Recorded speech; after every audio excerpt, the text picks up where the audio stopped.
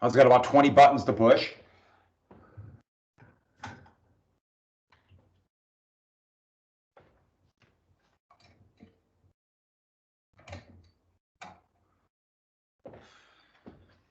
All right, I'm going to give just a couple more seconds to give everyone a chance to get on.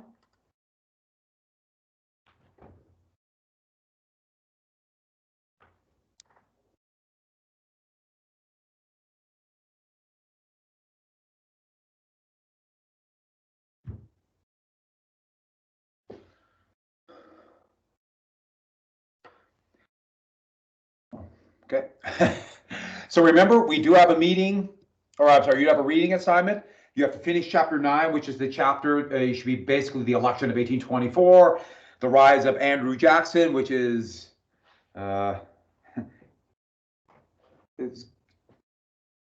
most people don't realize what it's part of the Industrial Revolution too. And of course, the election of 1828 and a radical change. It's coming, Jacksonian democracy and what we consider democracy. So we have finished the reactions to the Industrial Revolution. And just to review from yesterday, that's when we went through the new market economy, consumers or producers before became consumers. And it was a radical shift that people went from being independent workers who decided their own fate in this putting out system where wages were decided by skill and hard work. And don't get me wrong, it was still really hard and difficult, to a system where people are consumers, the factory is controlled by the so-called merchant capitalists, and wages are now decided by supply and demand in the brand new wage system. And this is a radical shift. Families changed, women lost economic power, the cult of domesticity became the norm. Christmas came, and the new women's rights movement would develop out of this by middle-class women getting involved in reform movements like abolition or prison reform. And that's it. Hey, what about rights for us? And so with that, let's go ahead then and get to, let's see, we have Santa.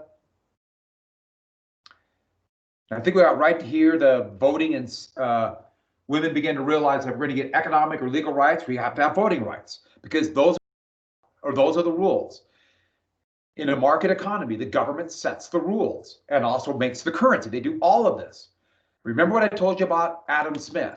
He wrote about the hypothetical free market, but it's never existed because of economies of scale and who creates currency. And so let's go and get to, I think I got to about this in all the classes, so let's make sure we get this. Lucretia Mott, middle class woman who was the first leader of this, or one of the first major leaders of the women's rights, the suffragette movement. And her friend Elizabeth Cady Stanton, who was a little bit better at influencing people, a little more charismatic. Hey, you got to have that little charismatic element. And then Susan B. Anthony would be the tireless worker behind the scenes, focused 100% on equal rights or voting rights for women. That's why the 19th Amendment is known as the Susan B. Anthony Amendment. But in this dogged determination for the right to vote, issues about civil rights and racial justice would be, she would not, ignorance the wrong word, but her priority wasn't not there, and that would lead to enemies without a doubt. And that's where we get to Seneca Falls. So Seneca Falls, that would be the first women's rights convention, 1848 in upstate New York. And there's a reason why it's in upstate New York, and we'll get to that in a second. So 1848. And you remember that term for the Declaration of Independence. We hold these truths to be self-evident, that all men are created equal. Well, their preamble added, instead of all men, said all men and women are created equal. And this was shockingly radical. And it laid out the idea that women should have equal legal rights for property, for the right to vote, which of course is suffrage, and economic rights, more opportunities. So it did not, they were, even just after 20 years of the cult of domesticity, they were afraid to totally go against the cult of domesticity, but said that women need other options. You'll notice this list, it kind of got pixelated, sorry about that. But Lucretia Mott right on top, Elizabeth Cady Stanton right here. And then you look down below the number of men who went here, including a number of very prominent abolitionists. Most importantly, the great abolitionist and fighter for equal rights for all Americans and former slave, Frederick Douglass. And so we have, in fact, Frederick Douglass and Susan B. Anthony would get in a fight over this. I think you probably can guess where that's coming from. This is 1848, the first one in world history. Remember, the suffrage movement began in Britain. Why Britain? That's where the Industrial Revolution began. So it began there, but the United States had the first women's rights convention. Yet it's still going to be 72 years before the Constitution is going to be ratified to guarantee women, not so much the right to vote, but guarantee women's vote can't be taken away. Remember, I told you there's no constitutional right to vote. And a number of states would adopt this. Montana would allow for suffrage in 1914, 6 years before the rest of or that the entire country would be forced to not deny women the right to vote. So that's women's rights movement. We'll come back to that. But also, this is going to be a time of great religious upheaval. And you'll see this every single time there are insecurities. Remember, I told you about how this new wage system and this new society was like a steamroller coming. Even if it wasn't directly affecting you at the moment, it seemed like it was going to. And just dawned on me, I was going to change my background picture, but my background picture is still the Pont du Gard, which is a massive Roman aqueduct in France, but it looks good. So I thought about it. All right, so religious upheaval. Every single time, there's big insecurities, a time where people are worried about the future, there's a rise of religious feeling. And we'll get to this more in just a second, but the big thing was the development of capitalism and this market economy and this revolution of transportation, capitalism, and the Industrial Revolution, and finance would radically change everything. And people knew that the world would be different and they're not sure about tomorrow. And so this is going to lead to this big development here. Let me get my mouse set. So with that, because of this, whenever there's great change, insecurity. And this is where you get a real big growth in this feeling, talk, so much of the religious,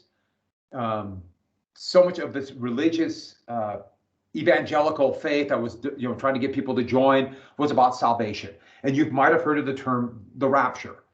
The rapture was this, a time of judgment, almost an instantaneous salvation.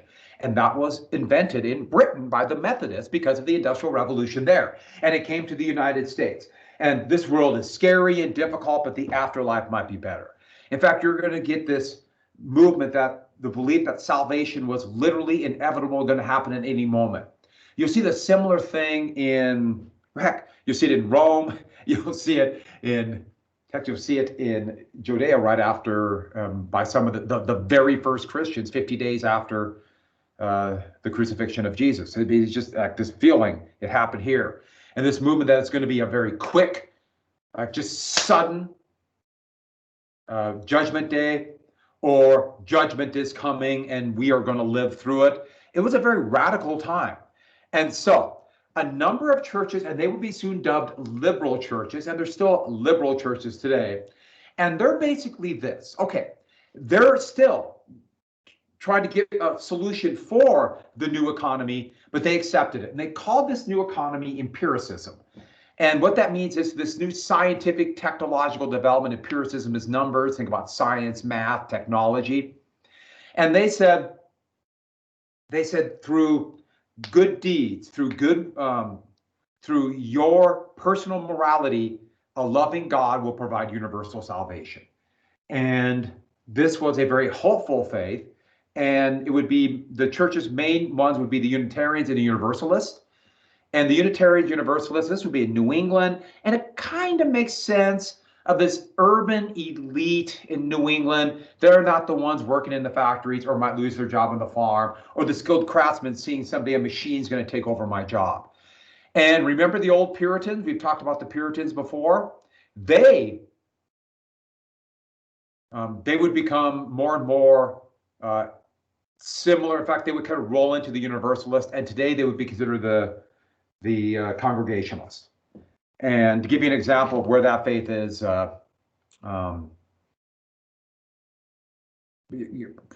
President Obama, who was president for most of your life, well, President Obama was a Congregationist and therefore very much a Universalist.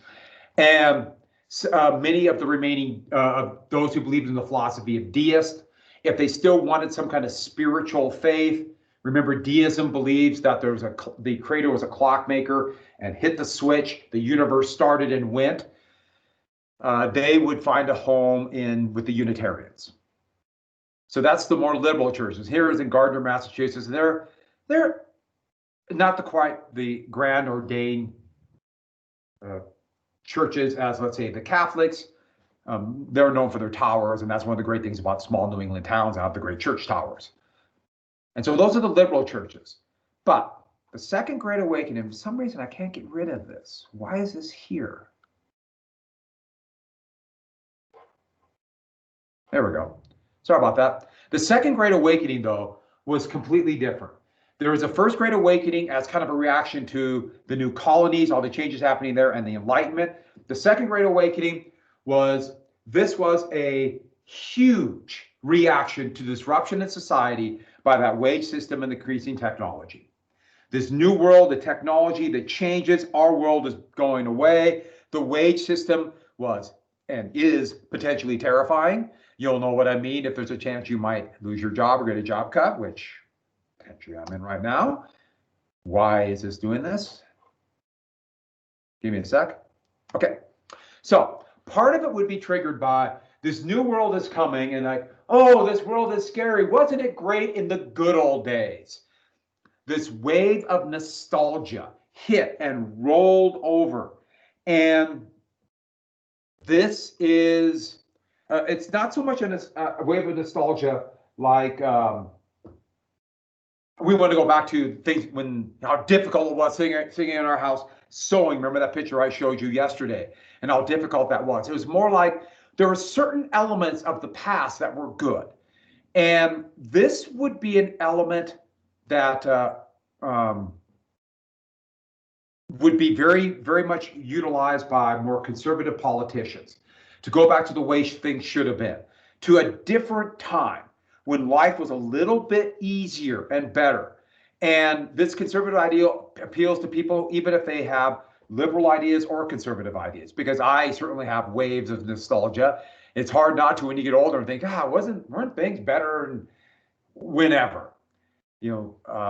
People always look back to different times. A time of great upheaval in the United States was the 1970s, and they said, boy, weren't things great back in the 1950s, which coincided with the conservative revival of the 1970s.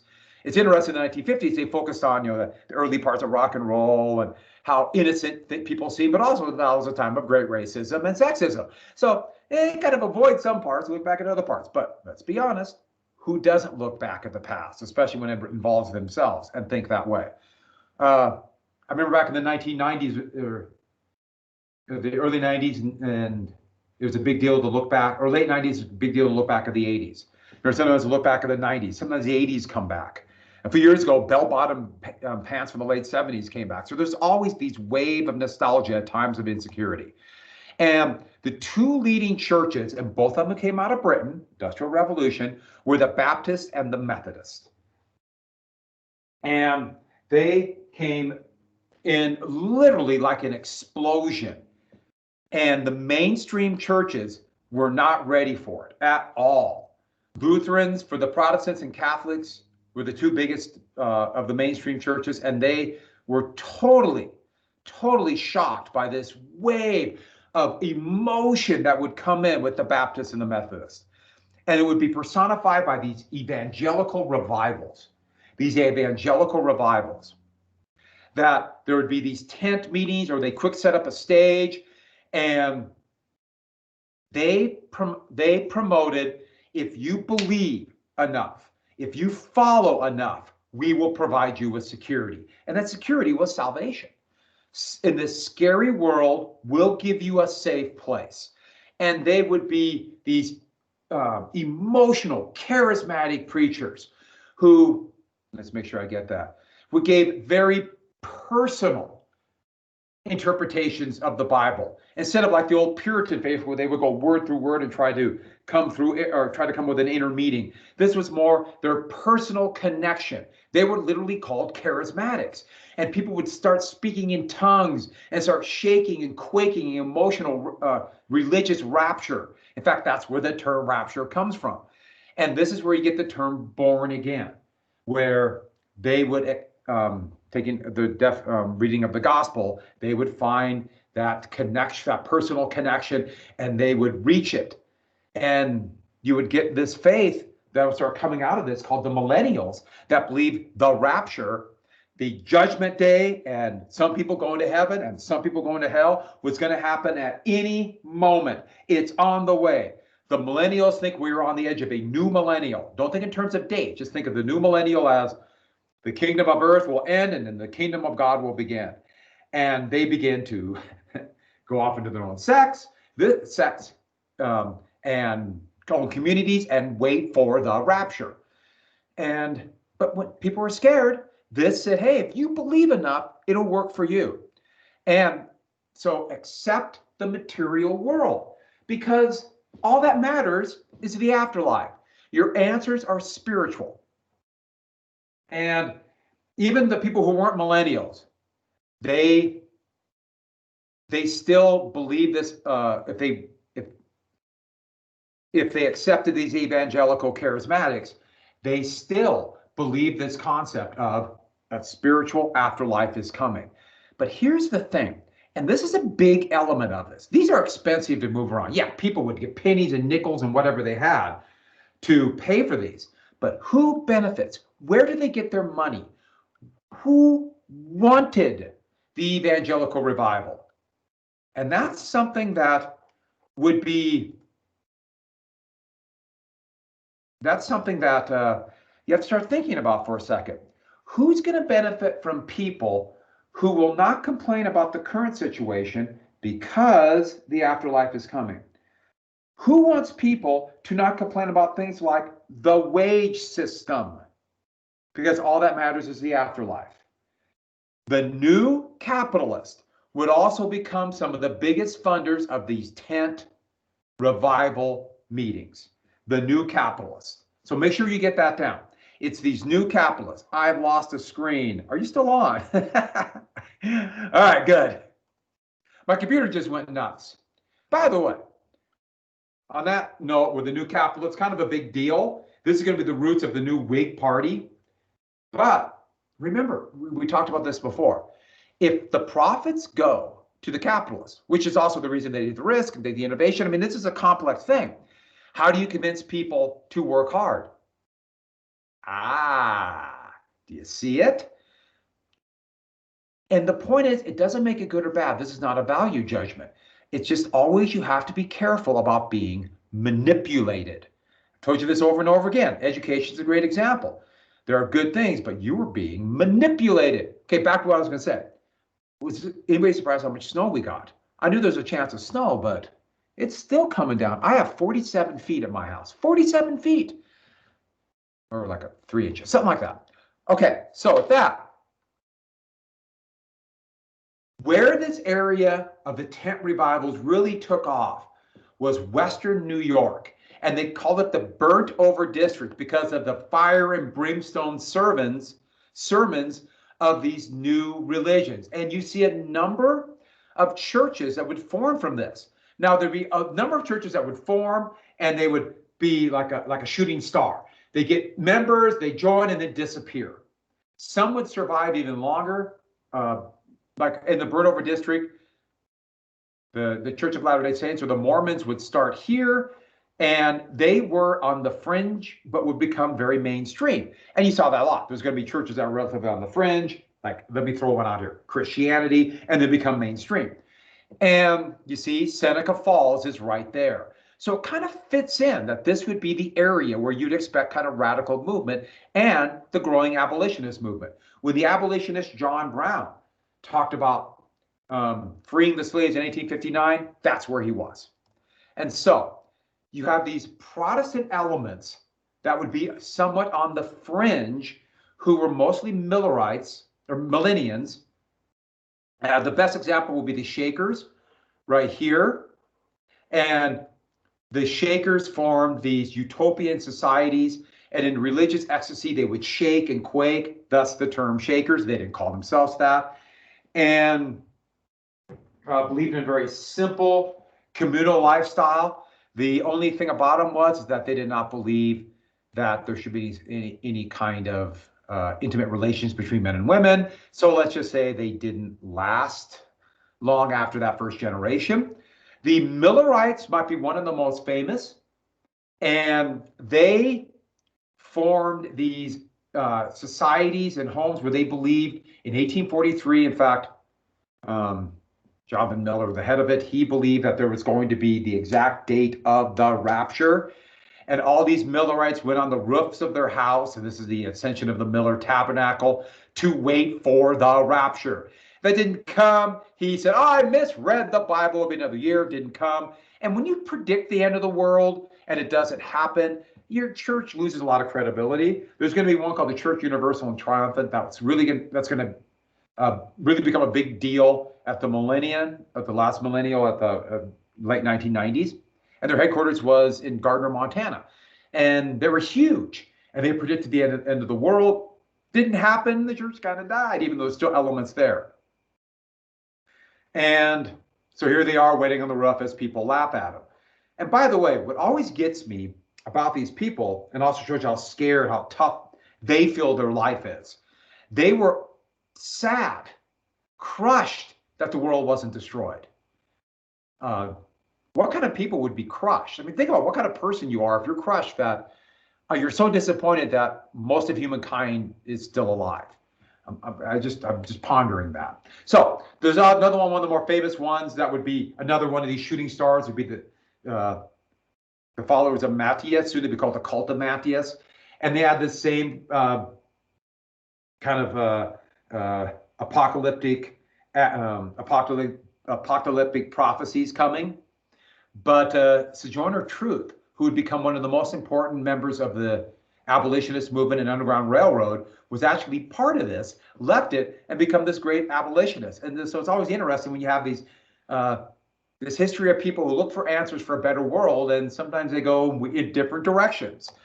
Well, in the more mainstream elements that came out of this, two would come out. The most famous would be the Mormons and the Seventh-day Adventists. Now, we'll talk more about the Mormons a little bit later. We're going to mention just a little bit now. But here are a couple cartoons attacking Mormons because of many of the Mormon beliefs would be considered so way out of the mainstream, the biggest one being plural marriage. And here is one by Frank Harper's Illustrated, and it's showing people immigrants being encouraged to go west and not being allowed into Utah. And so it's amazing how out of the mainstream Mormons were writing they're in Utah. We'll come back to the Mormons. I talk more about the Mormons when I talk about the American West. But they would, in a way, like every religion, change, alter themselves, and become very much mainstream. And in the West, huge in some areas. Also, a number of people broke away, and they went in a slightly different idea. They formed utopian societies. The best known of to escape the market, to escape as they saw it, the greed and avarice of those who only try to produce to make money, and those escape and form a society where people are relatively equal. One of the most famous is Fourierism, and at Fourierism, here is one where the idea we all live in a communal society, all living together, and raising the children to believe that we all must live in relatively equal, no class differences. They also had some elements of what they called free love and a few other things, and that would lead people to feel that they were far out of the mainstream. That's part of the reason why they isolated themselves. They were huge up to the 1850s. Another one would be the Utopian Society at Oneida, and this one they would form this Utopian Society where they would use small-scale manufacturing, not the large-scale capital. The money flows to everybody, but the wealth will flow to only a few, and they're best known for their porcelain. You can still buy Oneida porcelain to this day. But let's get to another belief. Now, I should not have done it this way, but transcendentalism is a name. So put that in the big bold. And this, even though transcendentalism, oh, if I'm going too fast, please let me know. It's really hard to do when I have no, it's hard to do with mask on anyways, because I can't see your mouth. But here, all I see is I'm looking out the window at the snow. Look at it squinting. Oh, squirrel just went by. Want me to give you more commentary of animals? A deer went by right before I started. No mammoth. Okay, so back to this. Transcendentalism. And transcendentalism, let me get a drink. Transcendentalism is not really a religion, even though it's close. It's more of a spiritual idea or belief. And so there's elements close to deism, even though it's not deism at all. And this one focuses not on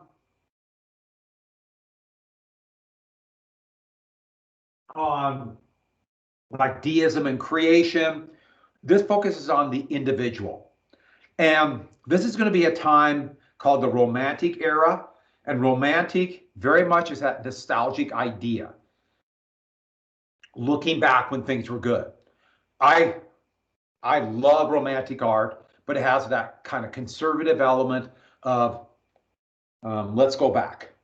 And so like anything else, remember what I told you. It's amazing how you have a combination of these ideas that make up you. But it really focused on the individual. And that's why this romantic art, you'll see a lot of one man. In fact, this is going to be a lot of men like on a mountaintop or a man on an island of their own. In fact, it's no coincidence that mountain climbing began in this era. I will conquer the mountain on my own. And so we're coming to transcendentalism. And the person who's most known for this is Ralph Waldo Emerson. He's right here. And Emerson was pushing this idea of romantic, this nostalgia. And so transcendentalism is in a way conservative, but it's also in a way, they have liberal elements too. But the nostalgia is let's go back. And they feared capitalism and that empiricism. Now, empiricism is what they meant when they called science, math, mathematical formulas, that kind of thing. They feared it. They were scared of where capitalism was taking people. This never-ending desire for money and technological change was making people forget what really matters. And Emerson really, what this idea of what matters, what makes us humans, what makes me an individual. Come on, sorry. And so what we're going to do is transcend the empirical world. Transcend means go above. Almost like going out of your body and looking down at the world. And how do you do that? Go back to nature. Go to nature. We will go to a time when we didn't have all of these pressures to make money and this technological changes that were, remember that concept of the steamroller coming at us. We'll step back to it. In fact, you're going to see all of a sudden in this transcendental movement, in this romantic era, looking back to the Middle Ages and castles and kind of glorifying knights and chivalry, and much of the idea of what we think about chivalry will come out of this romantic era. There's no coincidence that the great romantic work warning people of the power of science would be Frankenstein. And I'm sorry, something got my eye. Sorry about that. And so we'll transcend and leave that. Go to nature. But here's the thing about it. It's a very elitist idea, because what you're basically saying here is, you people, you and your dumb money grubbing ways, I'm going to step back because I don't want anything to do with you. And that has a very much implication that I am better than you. Look at you people. And out there grunging, money grunging, doing whatever. And here's the problem with it. If you're going to step back from the way that people make money to survive in this world, you got to have money. You have to have some wealth. And so this is an elite idea. And there is an element of this you'll see in the early progressive movement of the 20th century. And you can see it sometimes in some of the liberalism that would develop of the 1970s. You know, ooh, we want to get away from working people and go to professionals or technocrats and no material. And so you see elements a number of times in history. Remember what I told you, history constantly repeats itself. Well, Henry David Thoreau would lay out all the good and bad elements of transcendentalism. There's Thoreau right there. In an essay he wrote called On Civil Disobedience. And in it, he laid out that just people must disobey unjust laws. And he laid that out. Now, he was protesting a poll tax. Now, a poll tax was done every year to vote. You had to pay a poll tax months before the election. And it was done technically to say, okay, you pay the poll tax, you can vote. It was a way to keep poor people from voting, even though they said it was to pay for the election. It was to keep poor people from voting. That's why you have a poll tax. And they make it in such a way that it's not the same time as the election. People forget about it. So you keep a lot of people from voting. And this was a very, this is a pretty horrific law. And poll taxes are now unconstitutional, yet there are other ways around that. You know, by forcing people to buy or go through the process, which is expensive, to get an ID, a driver's license, or some kind of ID, that's a form of poll tax. But anyways, back to this. And he came out and said he refused to pay this poll tax. He would claim that it was against the Mexican War. And he said, I'm opposed to the Mexican War. And I'll explain the question marks in a second. I know what I was thinking when I put the question marks, but let me come back to that. I'm opposed to this unjust war. The Mexican War is a war for conquest, and I oppose it. But this concept would have great influence in the United States, huge influence on future generations to disobey unjust laws. The two best examples that you probably know, you probably studied a little bit in world cultures about Gandhi. Gandhi believed that this disobedience, civil disobedience, not obey unjust laws, not revolt, just say we will not obey. And much of the civil rights movement, early civil rights movement. Now, the problem with this is it's fine if the law is blatantly unjust. You know, the British not allowing Indians to have any kind of production of salt or any industry, and we're literally being taxed into famine. Yeah, you can see that's unjust.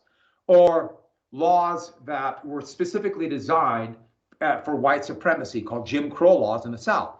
Yeah, you can see that if you're, well, frankly, not racist. But when it starts getting away from those easy jobs, then it becomes different, or easy yes and no, just or unjust questions, then it becomes difficult. But one thing I got to add about this, remember the elitist element? Henry David Thoreau wrote this after he refused to pay the poll tax. He gave himself a noble reason, the Mexican War. That's not the real reason he did it. The real reason Henry David Thoreau did it is he just didn't want to pay the poll tax. He thought all these people in government are idiots, and he's better than them, and they're morons, and why should he ever follow them? And so Thoreau was doing it in a very elitist attitude of, I'm just better than you, so shut up. Thoreau is an interesting guy. I'm not necessarily a fan of Thoreau. I kind of like Emerson. I don't like Thoreau. But that's Thoreau. And so that's one of the things where, wow, what a noble man if you're against wars for empire. But then, because you see this and resistance to civil disobedience and disobedience, witness the present Mexican War.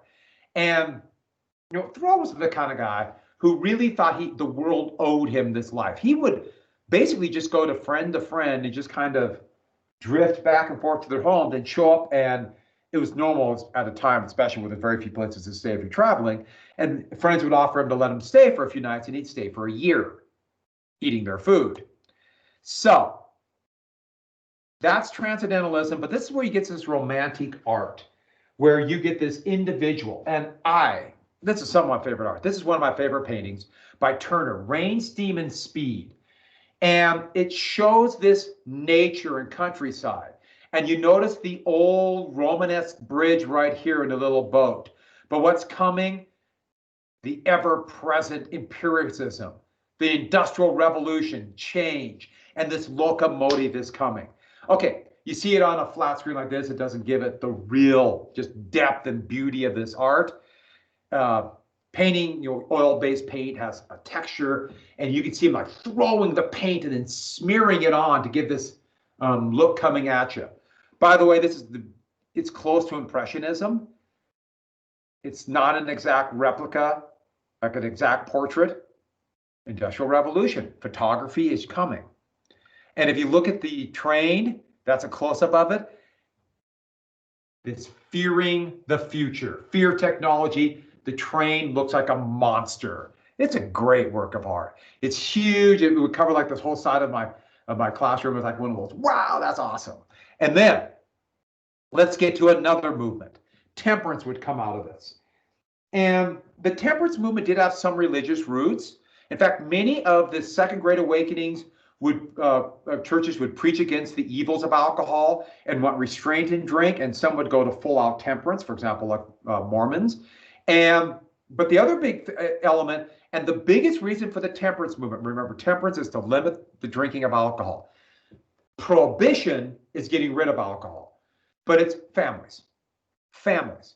If families are consumers and there's only one wage, and if that money goes to booze, and I'll explain where the term booze came from, but if that goes to alcohol, there's less money for food. And so this is a real issue. If you're no longer self-sufficient, you have to buy it, there goes part of the wage. And remember, most people made their own alcohol, and you might think, well, when they just keep making it. How long does it take you to forget those skills? Literally overnight. And who favored this? Capitalist. Why would capitalist? Sober workers make less mistakes. And so the temperance movement will be funded by big business, much like the evangelicals of the tent revivals. The most famous of this, and it would be led by women, and here is Carrie Nation. And she would be best known for going into bars and start hammering or beating or take to the bar with a hatchet. And you can see it right there, her hatchet. And this cartoon, this is more of a pro-alcohol one, and it's kind of mocking Carrie Nation and people going into bars and ripping it apart by saying, the Bible has in there alcohol, and they have the different parts of the drinking alcohol that's in the Bible. Hey, people made their own decisions based on their own faith, but that's the temperance movement.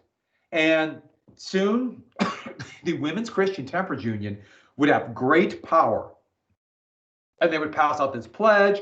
I solemnly pledge, to quit drinking distilled, fermented, or malt liquors, and they would actually have big movement in areas and become part of the progressive movement at the early 19th century or 1900s. And here is a Women's Christian Temperance Union. Prohibition for Montana. That's near the Episcopal Church, near Women's Park in Montana, or in Helena. That's in Helena. And this was pretty elitist. It's telling people you don't know how to do with your own body. But the last thing I wanted to get to today, oops, we're going to save this one. Don't look at this one. We're going to do this tomorrow. So act like you didn't see this. Okay. It's the Protestant work ethic. The Protestant work ethic. And this would become one of the reactions, and this comes from the Puritan work ethic. And the Protestant work ethic are three parts, and it fits in with this idea of evangelicism. Work hard, you'll go to heaven. Number one, hard work. The concept is work hard, not for pay. And remember, with the Industrial Revolution, people, pay isn't based upon skill. Punctuality, be there on time. And lastly, temperance, sobriety. Those are going to be the three elements of the Protestant work ethic. Hard work to go to heaven. Be on time. That's from the great 1920s silent movie. Well, of course, it's silent in the 1920s. metropolis, and then temperance. But who wants this? Who wants this? And this is what you got to get down. The Protestant work ethic would be pushed by the Second Great Awakening, and this would be pushed by the capitalist. Hard work, not for a wage, but go to heaven. Be at work on time to go to heaven. Sobriety, go to heaven. I should add all three of these, without a doubt, are virtuous, I think. I believe this. But workers were manipulated. And the last thing to get down for today, many of them resisted this. They did not like the idea that they were being manipulated to do these or to change their life, like they couldn't decide on their own. The Protestant work ethic. All right, so that's what I wanted to get through today. A lot of stuff. A dramatic change.